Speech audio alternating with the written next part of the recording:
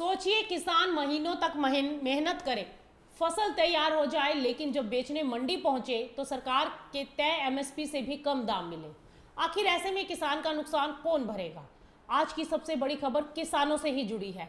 देश की कई प्रमुख मंडियों में 9 अहम फसलें एमएसपी यानी न्यूनतम समर्थन मूल्य से नीचे बिक रही हैं और सबसे ज्यादा झटका तो रागी के किसानों को लगा है, जहां मंडी भाव एमएसपी से करीब 34% कम दर्ज किया गया।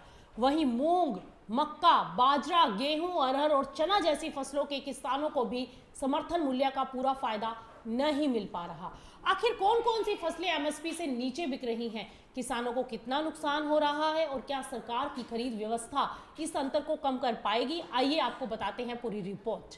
क्योंकि देश की कई प्रमुख मंडियों में किसान अपनी फसलें न्यूनतम समर्थन मूल्य यानी एमएसपी से भी कम दाम पर बेचने को मजबूर हैं। 10 जुलाई 2026 के अखिल भारतीय मंडी थोक मूल्य आंकड़े बताते हैं कि गेहूं, मक्का, अरहर, चना, मूंग, बाजरा, रागी, मूंगफली और सूरजमुखी समेत 9 प्रमुख फसलों के बाजार भाव एमएसपी से नीचे हैं। सबसे पहले बात करते हैं रागी की, जहां किसानों को सबसे बड़ा झटका लगा है।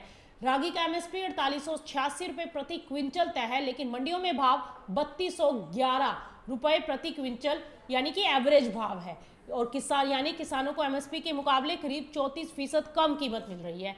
इसके बाद सबसे ज्यादा गिरावट मूंग में आई।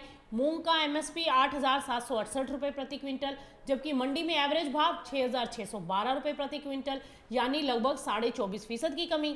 अब बात मक्का और बाजरा की करें तो मक्का का एमएसपी 2400 रुपए, लेकिन मंडियों में भाव 1966 रुपए प्रति क्विंटल। वहीं बाजरा का एमएसपी 2775 रुपए, जबकि बाजरा में ये करीब 2342 रुपए प्रति क्विंटल पर बिक रहा है। और वहीं अगर गेहूं को देखें तो गेहूं में एमएसपी 2585 रुपए प्रति क्विंटल, लेकिन मंडियों में जो एवरेज भाव है वो 2490 रुपए प्रति क्विंटल दर्ज किया गया, यानी कि किसानों को एमएसपी से लगभग 3.7% कम कीमत मिल रही है। अरहर का एमएसपी 8000 रुपए है, लेकिन मंडी का भाव 7380 रुपए। चने का एमएसपी 5875 रुपए, जबकि बाजार में इसका एवरेज भाव 5595 रुपए प्रति क्विंटल। इसके अलावा मूंगफली, सूरजमुखी के भाव भी एमएसपी से नीचे हैं। अब सवाल यह है कि जब एमएसपी घोषित है तो किसानों को इसका पूरा लाभ क्यों नहीं मिल रहा? कृषि जानकारों का कहना है कि जब सरकारी खरीद सीमित रहती है और बाजार में आवकें बढ़ जाती हैं, तब व्यापारी एमएसपी से कम कीमत पर खरीदारी करते हैं। ऐसे में किसानों के पास फसल रोकने की सुविधा या वेयर हाउस की व्यवस्था नहीं होती और उन्हें मजबूरी में कम दाम पर फसल बेचनी पड़ती है। जानकारों का कहना है कि सरकारी खरीद का दायरा बढ़ाने और मंडियों में प्रभावी हस्तक्षेप करने और किसानों तक एमएसपी का वास्तविक लाभ पहुंचाने की फिलहाल जरूरत है।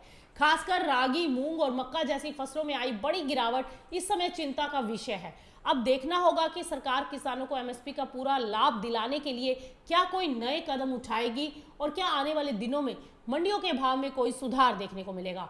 अगर आपको ये जानकारी उपयोगी लगी हो तो वीडियो को लाइक जरूर करें, शेयर करें और कृषि और मंडी से जुड़ी हर बड़ी अपडेट्स के लिए मार्केट टाइम्स टीवी को जल्दी से सब्सक्राइब कर लीजिए।